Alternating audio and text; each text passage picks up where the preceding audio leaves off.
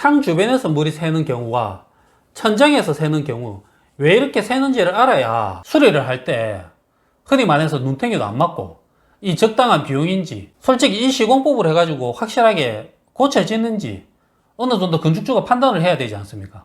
그래서 제가, 안녕하십니까, 집 짓는 이 박사입니다. 제가 누수 관련해 가지고 영상을 몇 가지 올려드렸었는데 너무 많은 관심을 가져주셔서 감사합니다. 감사하기도 하고, 한편으로는 누수 관련으로 마음고생을 하시는 분이 너무 많아가지고 집 짓는 사람으로서는 참 책임감을 느끼게 됩니다. 외벽 누수 관련해 가지고 제 영상을 보시고 많은 분들이 저한테 집을 조금 보였으면 좋겠다 많이 연락을 받았는데, 제가 지은 집이나 이런 경우에는 제가 또 생각보다 쉽게 찾고 또 짧게 영상을 올렸지만 저도 사실은 그걸 찾기 위해서 엄청난 고민을 많이 했던 부분도 많이 있습니다. 그래서 실제로 다른 사람이 지은 집을 제가 가서 보면 다른 사람 못지않게 저도 똑같이 맨날 며칠을 걸려서 그 원인을 찾아야 되고, 또 실제로 그 원인을 못 찾을 수도 있습니다. 그래서 제가 쉽게 찾아뵙고 그걸 도움을 드리는 게 쉬운 게 아니라는 걸 좀 이해해 주셨으면 좋겠습니다. 다 같은 일은 하지만 저는 사실은 이제 신축을 위주로 많이 하기 때문에 또 누수 관련해 가지고 전문적으로 그 부분에 특화되신 분이 많이 있지 않습니까? 그분들이 저보다 더 잘 찾고 더 잘 해결할 수 있는 부분이 있습니다. 그래서 근처에서 그렇게 또 전문가들을 조금 찾아보시는 게 좀 좋지 않을까. 제가 이렇게 영상을 올리는 이유는 말씀드렸듯이 실제로 이제 누수 관련으로 이렇게 처리를 해보면 별거 아닌 일이 많습니다. 그런데 그걸 찾기 위한 시간은 상당히 오래 걸리는 적이 많습니다. 그걸 뭐 작업자를 불러서 처리하는 비용이 적지 않으니까 확인하는 건 조금 집주인도 할 수 있는 부분이 있으니까 제가 그걸 좀 공유해 드리면 그걸 좀 찾아서 실제로 전문가 불렀을 때 그런 공사 비용을 좀 줄일 수 있는 방법을 제가 좀 가르쳐 드리기 위해서 하는 거니까 제 영상을 좀 보시고 좀 귀담아 들으시거나 메모해 두셨다가 자신의 집에 조금 접목을 시켜서 그런 부분을 찾아서 비용을 줄일 수 있는 방법을 찾으시라고 제가 영상을 올려드리니까 그렇게 좀 참고를 해 주셨으면 감사하겠습니다.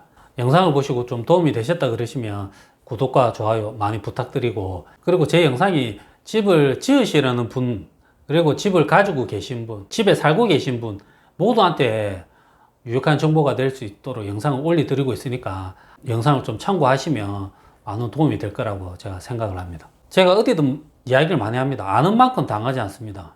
혹시 자녀분들한테 많이 이야기하지 않습니까?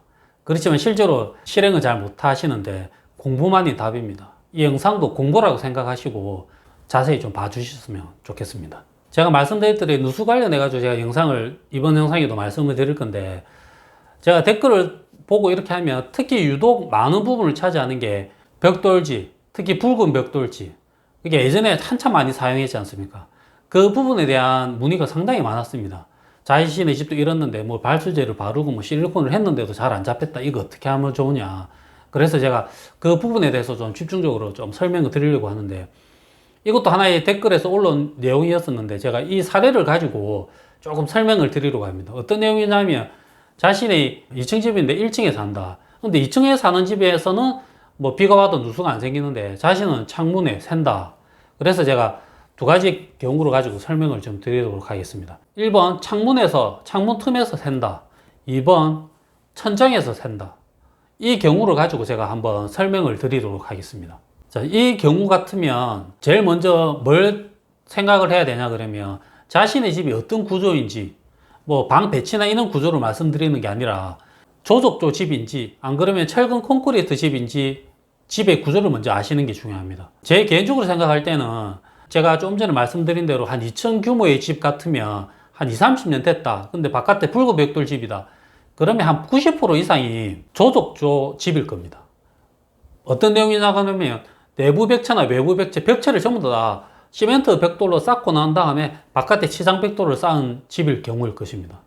그리고 나머지 한 10%도 안 될 건데, 예전 집 같으면 그 집은 집이 골조는 철근 콘크리트, 철근 넣고 콘크리트를 해서 집을 지었고 외벽에만 단열재를 해서 치장 벽돌, 붉은 벽돌로 한 케이스일 겁니다.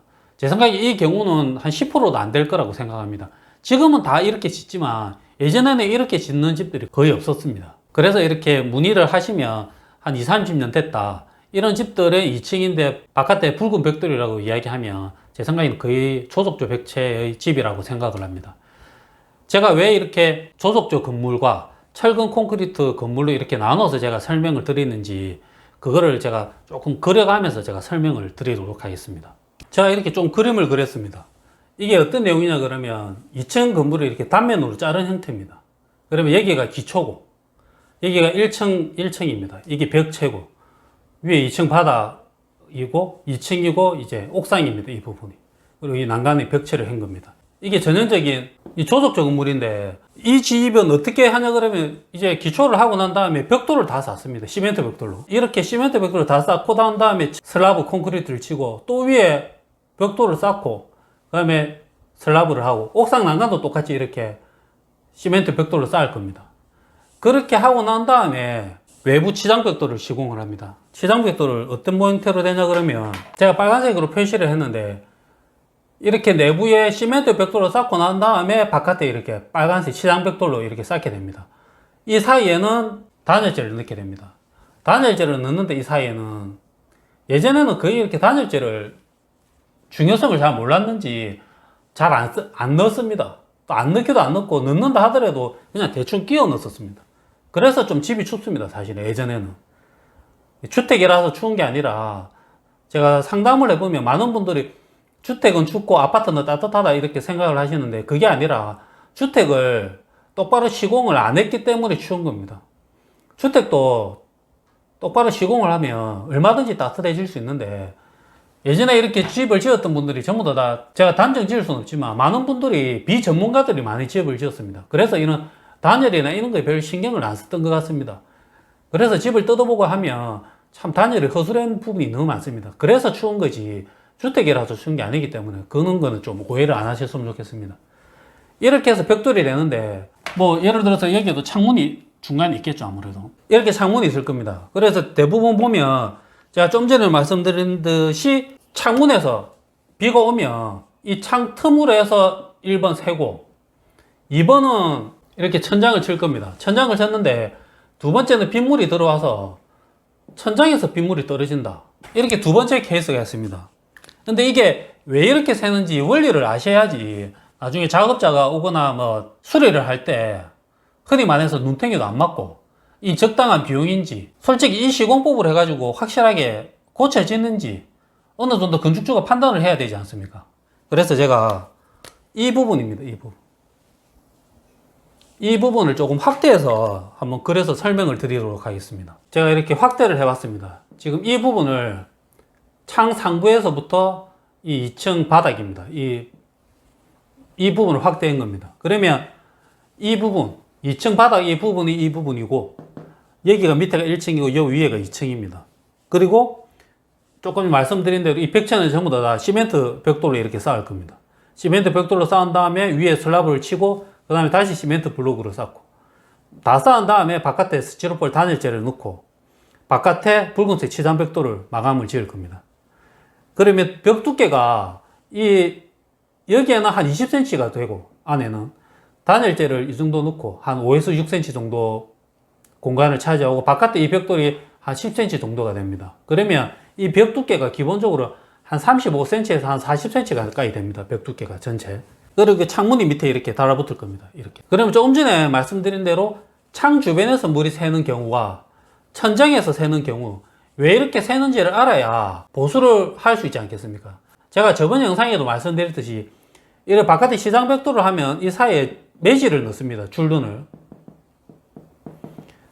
시멘트로, 백시멘트, 이 전용으로 나온 시멘트가 있습니다. 시멘트로 처리를 하게 됐는데 사실은 이 부분이 약합니다. 많이 탈락도 하고 그리고 이 벽돌이 치장 벽돌이 문제가 있는 경우도 있고 그래서 이제 빗물이 들어오는데 빗물이 들어왔을 때 창 주변 이게 창틀입니다. 제가 창틀이라고 이렇게 그려놓은 건데 창틀에서 새는 경우는 이는 시멘트 벽돌 집일 경우에는 너무 많습니다. 사실은 왜냐하면 이렇게 줄눈이 타고 들어와서 여기가 잘못했습니다. 빗물이 여기 차고 들어와서 이렇게 들어와서 이렇게도 들어갈 수도 있고 뭐 이 위에서도 타고 들어갈 수도 있고 하물며 또 내려오다가 이 스티로폴이 제가 말씀드렸듯이 밀실하게 잘 시공을 안 했습니다. 예전에는.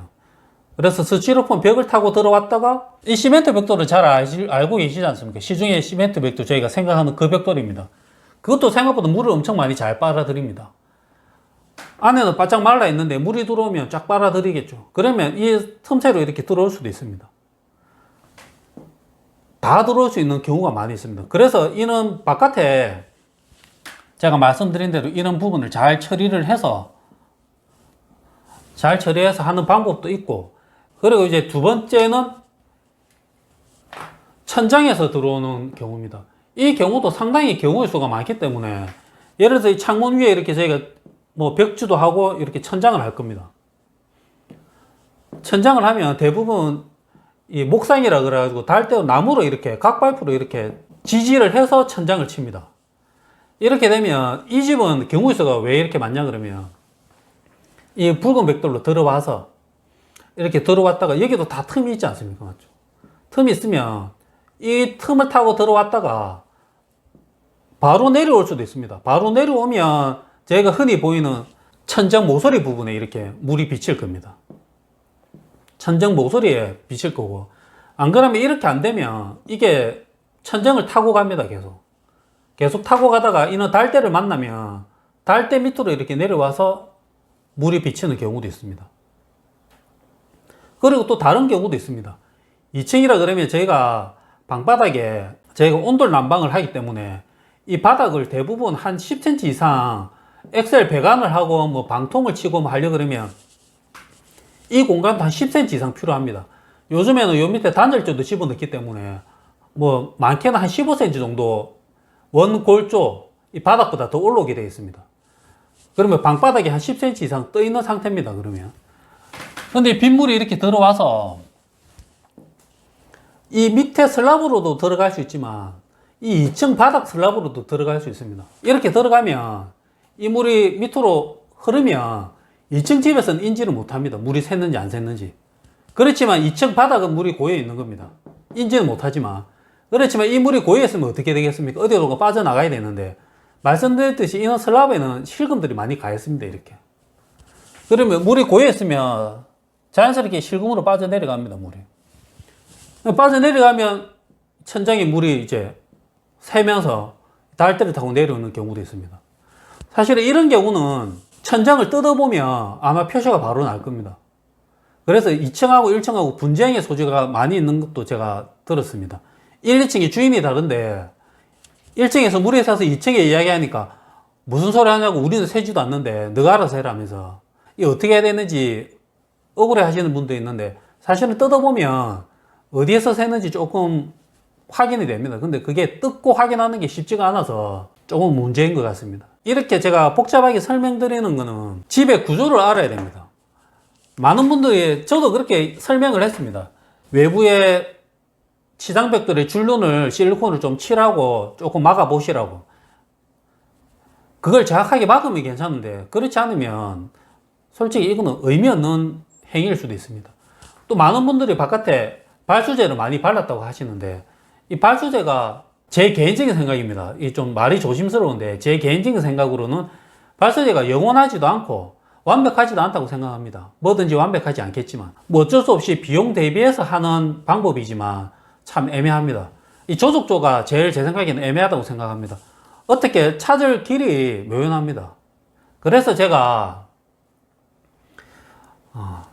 뭐 이 영상을 보시면 좀 해결책을 원하실 수도 있는데, 이런 방법이 안 되면 건물이 큰 규모이거나 그러면 주인이 또 여러 명일 때는 조금 복잡해지는데, 그렇지 않고 이런 2층 집인데 주인이 한 명이다, 이렇게 누수를 찾는데 너무 시간과 돈을 너무 많이 투자하지 마시고, 제 생각에는 외부에 그냥 마감재를 한 번 더 입히는 게 더 현실적으로 더 낫다고 생각할 수도 있습니다. 뭐 비용적으로 부담이 될 수도 있습니다. 제가 계속 예를 드는 게, 적은 규모일 때 차라리 이렇게 해서 발수제 바르고 맨날 이렇게 실리콘 칠하면서 돈도 많이 들이고 또 이렇게 세면 안에도 이제 마감을 해야 되지 않습니까? 다시. 그럴 바에는 바깥에 그냥 외장재를 한 번 더 입히는 게 좋은데, 뭘 입히면 좋으냐? 뭐 여러 가지 재료가 있습니다. 외장재는 여러 가지 재료가 있는데, 금전적으로 여유가 있어 가지고 뭐 석재나 이렇게 조금 비싼 재료를 붙이면 좋겠지만, 그러지 않으면 제 개인적인 생각입니다. 가성비로는 그냥 드라이비트 계열이 제일 낫다고 생각을 합니다. 뭐 어떤 분들은 드라이비트 그 불 나면 다 타버리는데 그 위험한 걸 왜 하냐 이렇게 말씀하시는 분도 있는데, 제가 계속 말씀드리지만 가성비로, 그리고 자기 현실에 맞게, 제가 상담을 할 때 그런 얘기 많이 드립니다. 자동차를 사려고 할 때 뭐 벤츠가 좋은지 몰라서 안 타냐, 돈이 없어서 못 타지. 집도 마찬가지입니다. 좋은 재료 얼마든지 있습니다. 그렇지만 자기 여건에 맞게 그 중에서 제일 적절한 비용을 많이 안 들이고 자기 형편에 맞게 할 수 있는 방법을 말씀드리는 겁니다. 대부분 보면 뭐 금전적으로 돈이 없다고 말씀을 대부분 하셔서 제가 그래서 드라이비트를 추천드립니다. 또 하나 예가 있습니다. 왜 그러냐 그러면 이런 벽돌집은 사실은 또 단열이 잘 안 됩니다. 이런 단열재가 제 기능을 아예 못하고 있기 때문에 많이 추워하십니다. 대부분. 그래서 차라리 그냥 이 외벽에다가 뭐 그냥 드라이비트를 한 번 더 입히는 걸 추천을 드립니다. 그러면 단열도 되고 누수되는 것도 100%는 아니지만 어느 정도 막을 겁니다. 벽에서 들어오는 것은 거의 다 막을 겁니다. 예를 들어서 여기도 보여드렸듯이 옥상에서 물이 새서 이 안으로 타고 들어와서 내려와서 샌다 그러면 솔직히 옥상을 처리하는 게 맞겠지만, 외부에서 문제다 그러면 하나 더 입히는 게 조금 소규모 건물일 때는 더 현실적일 수도 있습니다. 그리고 중요한 거는 뭐 요 위에 옥상 난간에는 뚜껑을 덮어야 됩니다. 뚜껑을 안 덮으면, 제가 제 영상을 많이 보신 분은 아실 건데 드라이비트가 방수가 안 되기 때문에 요 상부까지 드라이비트를 다 이 옥상이라 생각하고 요 위에까지 드라이비트를 다 하면 이거는 무조건 셉니다, 나중에. 그래서 이 위에 옥상 제일 상부는 돈이 조금 들더라도 석재로 막는 게 맞습니다. 이는 부분. 석재로 막으면 여기도 틈새가 많이 있지 않습니까? 여기를 드라이비트로 하면 나중에 시간이 지나면 갑니다, 여기도. 그래서 여기도 누수가 되기 때문에 웬만하면 그냥 안전하게 공사할 때 석재로 하는 게 추천드립니다. 그렇게 하고, 예를 들어서 이 안에도 방수를 뭐 우레탄이나 이렇게 밀실하게 잘 하면 제 생각에는 거의 셀 일이 없다고 생각합니다. 돈이 어디 있냐 이렇게 말씀하실 수도 있는데 제가 경우의 수를 말씀드리는 겁니다. 이렇게 머리 아프면서 이렇게 걱정하실 바에는, 그리고 조족조 건물에서는 외벽에서 잡는 게 사실은 거의 힘듭니다. 저보고 좀 계속 와줄 수 없냐고 말씀하시는데 제가 가도 솔직히 좀 답이 없을 수도 있습니다. 그러면 이 방법이 조금 현실적일 수도 있습니다. 이렇게 해서 이 바늘 구멍 같은 걸 어떻게 찾겠습니까? 이런 방법을 택하는 게 조금 낫고, 제가 이 방법 그대로 해서 조족조 말고 철근 콘크리트 구조에 대해서도 한번 설명을 드리겠습니다. 자, 이렇게 그림을 다시 그렸는데 이게 철근 콘크리트 집의 단면입니다. 기초로 콘크리트를 칩니다.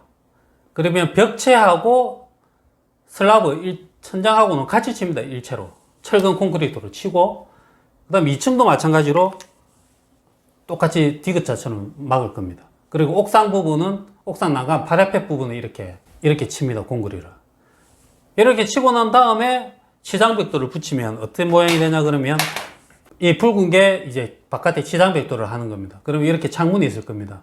이 집도 똑같이 경우의 수를 두 가지로 보고 외부에 창문으로 해서 세는 거 첫 번째, 두 번째는 이 골조를 타고 내려와서 천정에 세는 거 2번. 이 두 가지를 설명을 드릴 건데, 이 부분도 마찬가지로 이 부분을 제가 한번 확대해 보겠습니다. 제가 다시 확대를 했습니다. 이 부분입니다. 정확하게 이 부분을 이렇게 확대하면 되는데, 이게 창 상부 모양입니다. 이 콘크리트를 치고 이게 2층 바닥입니다. 콘크리트고, 그 다음에 2층 벽체고, 바깥에는 이렇게 단열재를 넣고 바깥에 치장벽돌을 시공을 할 것입니다. 그 다음에 똑같이 밑에 창도 저희가 달고, 그러면 좀 전에 제가 말씀드린 대로 첫 번째 이제 창문에서 누수가 되는 부분, 그럼 두 번째는 이렇게 천장에서 새는 부분일 것입니다. 이 부분도 똑같이 좀 전에 보여드렸던 조족조 형태하고 처음 들어오는 물의 형태도 똑같습니다. 이렇게 들어오면 이런 줄눈들이 부실한 부분에 타고 들어오겠죠, 당연히. 이렇게 들어오면 조족조 벽체하고 달리 철근 콘크리트 벽은 이게 원 자체 하나의 웅벽이지 않습니까? 그러면 여기서도 사실은 금이 있을 수도 있는데 조금 전에 조족조 벽체보다는 훨씬 덜 하겠죠, 당연히. 그렇게 되면 빗물이 들어오면 이렇게 들어와서 제가 예상을 하기로는 대부분 이렇게 창 틈 쪽으로 무조건 물이 들어올 겁니다. 그래서 이 벽체가 조금 괜찮다고 예를 들면 여기서 창문틀에서 물이 샌다.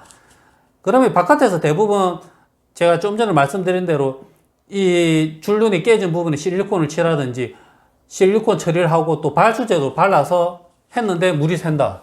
그러면 이 바깥에 해가지고는 좀 답이 없는 경우가 많습니다. 그 기술자가 조금 좀 꼼꼼하지 않았든지.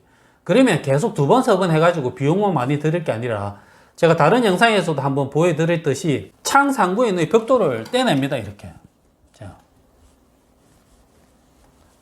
창 상부에 있는 벽돌을 떼내고 제가 말씀드린 대로 근본적인 원인이 이 골조하고 이 창문 틈 사이로 물이 들어오는 거지 않습니까? 골조하고 이 창문 틈 사이에는 좀 공간이 있습니다. 여기. 공간이 있는데 어떻게 채우느냐 그러면 시멘트로 다 채워 넣습니다. 시멘트로 채워 넣는데 당연히 물이 이렇게 흐르면 물이 빨려서 잘 들어갑니다. 근데 요즘에는 제가 저번 영상에도 말씀드렸듯이 이런 부분에 실리콘을 엄청 발라버립니다. 틈새를. 뭐 이렇게 바르면 제일 좋겠죠. 이렇게 발라버리면 물이 들어왔다가도 바깥으로 빠져나갈 확률이 더 높지 않습니까? 이 틈새로 들어올 수도 있겠지만 제 생각에는 그 확률은 훨씬 더 줄어들 거라고 생각합니다. 이게 좀 비용을 줄여주는 방법입니다. 그 창 상부에 돌만 뜯어가지고 저번 영상에도 있지 않습니까? 이거 실제로 뜯어가지고 작업했던 영상이 있었는데 그것처럼 이 상부 벽돌을 잘 뜯어서 근데 좀 주의할 부분이 있습니다. 잘못하면 이 벽돌이 쏟아질 수도 있습니다. 뭐 지진이 일어나거나 이렇게 하면 벽돌벽이 왕창 쏟아지는 그런 케이스도 있는데 이 벽돌이 이 옹벽이 잘 고정이 되어 있어야 됩니다. 사실은 잘 고정이 되어 있어야 되는데 옛날 분들이 원체 실력이 좋아가지고 이걸 안 하고도 잘 서 있는 경우가 원체 많기 때문에 이걸 뜯는 게 조금 불안할 수도 있습니다. 사실은. 근데 제 영상에서 제가 뜯은 거는 제 자랑은 아니지만 제가 와이드 벽돌을 시공할 때 석재 시공하는 앙카부를 벽에 너무 촘촘히 시공했기 때문에 제 집 같은 경우는 중간에 길다랗게 다 한 줄을 다 뜯어내도 잘 붙어 있습니다. 그 집은. 근데 이런 집들은 조금 위험해서 이렇게 벽을 창 상부만 뜯어내는 것도 쉬운 것은 아닙니다. 이렇게 할 때는 최대한 벽에 충격을 가하면 안 됩니다. 그래서 이런 벽을 뜯을 때 카팅을 딱 해서 망치로 막 부수면 안 되고 카팅을 딱 해서 딱 드러내는 무 자르듯이 딱 드러낼 수 있는 그런 방법으로 취해야 됩니다. 그렇게 해서 이 부분을 방수를 하면 제 생각에는 창 누수되는 거는 상당히 줄어들 거라고 생각합니다. 이게 최소의 비용이고 그 다음에 천장에서 샌다. 천장에서 세면 경우의 수가 너무 많습니다. 솔직히 좀 답이 없기도 없고 왜 그런지 제가 설명을 드리겠습니다. 틈새로 이렇게 물이 셀 거 아닙니까? 세면 이 구조에서 이 천장에 샌다 그러면 원인이 제 기준에는 한 두 가지 정도일 겁니다. 어떻게? 2층에는 상관없이 1층에 이쪽 벽체 벽면에 금이 크랙이 가서 이 빗물이 들어와서 이 벽체로 타고 들어오는 겁니다. 물이 들어와서 이렇게 내려오는 겁니다. 그러면 이 방 안에 있는 모서리 부분에 누수가 되겠죠. 안 그러면 이게 또 위에 또 천장에 달대 같은 걸 타고 중간에 떨어질 수도 있습니다. 물이. 이런 경우 한 케이스하고 또 하나는 뭐냐 그러면 이렇게 1층을 콘크리트 치고 2층을 칠 때 여기는 자연스럽게 이렇게 연결 부분이 생깁니다. 연결 부분이 돼서 이게 빗물이 들어가면 이 안에 빨려 들어갈 수 있습니다. 충분히. 얘가 어떤 경우냐 그러면 저희가 아파트 신축 건물 한번 지나다니다가 한번 보시면 아파트가 착착 올라갈 때 한번 잘 보시면 건물 중간에 한 층당 사이에 이렇게 줄이 쳐져 있습니다. 이게 뭐 건물의 층을 나타내기 위해서 이렇게 층이 있는 게 아니라 당연히 하나씩 콘크리트를 쳤을 거 아닙니까? 그러면 당연히 이 건물은 조인트가 생깁니다. 이 조인트 부분을 처리를 한 부분입니다. 액체 방수나 이렇게 방수 처리를 하고 또 외부에서 조인트 처리를 해 놓은 상태입니다. 그래서 밖에 보면 이처럼 쫙 표시가 나 있습니다. 이것처럼 이런 아파트에는 외벽에 마감재가 있기 때문에 잘못 비가 들어오면 바로 들어가기 때문에 이렇게 밀실하게 처리를 하는데 이런 주택인 경우 외부 마감재가 붙으니까 이 조인트 부분이 여기지 않습니까? 이게.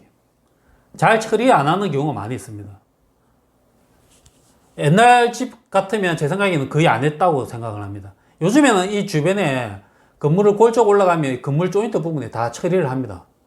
2층이든 3층이든 주택에도. 근데 예전에는 이렇게 제 생각에는 거의 안 했을 겁니다. 그러면 어떻게 되냐? 빗물이 타고 들어와서 이 위에서 빗물이 타고 들어올 수도 있지 않습니까? 이렇게 들어왔다가 여기가 약한 겁니다. 이 부분이. 그러면 빗물이 타고 들어오는 겁니다. 들어와서 이 슬러브가 사실은 방수가 되는 게 아니지 않습니까? 그리고 어떨 때는 실금이 가 있습니다. 오래되고 이렇게 하면. 그냥 빗물이 이렇게 흘렀다가 자연스럽게 실금을 타고 내려와서 천장을 하기 위해서는 제가 말씀드린 대로 이렇게 달대를 달아야 되니까. 그러면 이 빗물을 타고 이렇게 내려가는 겁니다. 이렇게 되면 왜 2층에서 내려왔는데 왜 2층 집은 모르냐? 좀 전에 설명처럼 대부분 저희가 온돌 난방을 하기 때문에 온돌 난방을 하려 그러면 기본적으로 이 바닥에 처리를 합니다. 처리하는 두께가 한 10cm에서 한 15cm 정도는 필요합니다. 그러면 2층에 사는 사람은 못 느끼는 겁니다. 물이 들어왔는지 안 들어왔는지. 그렇지만 이 바닥에는 물이 고여 있을 가능성이 높습니다.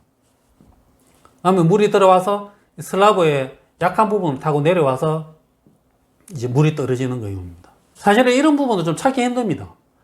어디 벽면이 조인트가 이렇게 생겼는지 또 이 부분인지 어딘지 찾기가 상당히 힘듭니다.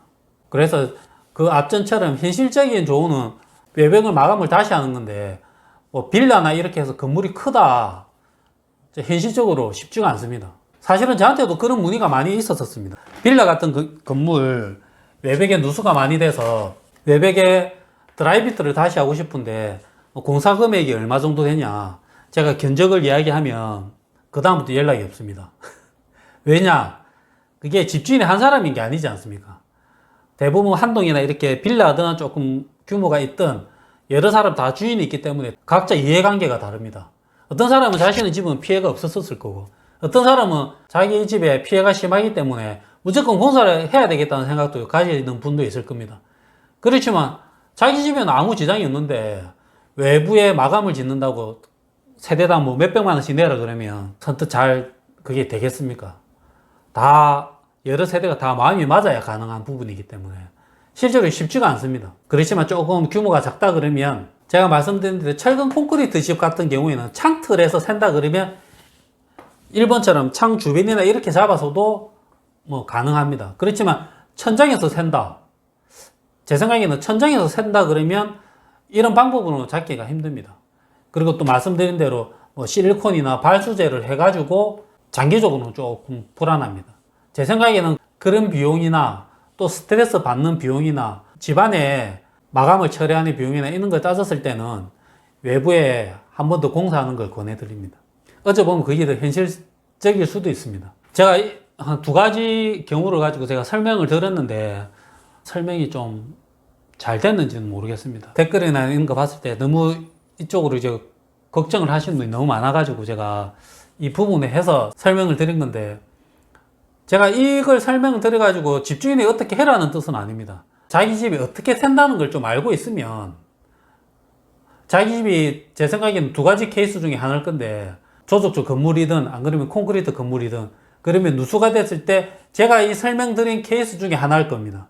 그러면 이렇게 됐을 때 뭐 외부에서 이제 뭐 전문가를 부르든 작업자를 부르든 공사를 할 때 작업자가 제시하는 공사가 아 우리 집이 이러니까 이런 공사를 하는 게 맞겠구나 아니다 안 그러면 또 다른 방법이 있을 거니까 좀 생각해 볼 수도 있지 않겠습니까? 무턱대고 전문가의 말을 믿어야 되긴 하지만 무턱대고 공사를 했다가 이렇게 공사해봐도 안 되고 또 저렇게 해서도 안 되고 계속 말만 믿고 계속 공사를 해봤는데 답은 없고 운 좋게 한 번에 고쳐지면 괜찮은데 그러지 않는 케이스가 너무 많아가지고 제가 설명을 드리는 겁니다. 제가 뭐 만물박사는 아니니까 제가 한 게 조금 틀릴 수도 있지만 제가 경험상 제가 공사를 해보고 제가 유지보수도 해보고 한 경험상에는 이 부분 안에 좀 들어가는 케이스가 많지 않을까. 그리고 또 붉은 벽돌에 관해서 누수를 걱정하시는 분이 원체 많으니까 이렇게 조금 알고 있으면 자기 집에 구조적으로 어떤 건지는 잘 모르지 않습니까? 외부도 잘 알고 내부도 잘 알지만 그 속살을 잘 모르고 있는 게 현실이지 않습니까? 제가 그 속살을 설명을 드렸으니까 그러면 우리 집에 빗물이 들어올 수 있는 경우의 수가 이 정도 있겠구나. 그걸 알고 다른 사람을 이제 작업자를 불러서 처리하는데 조금 도움이 됐으면 합니다.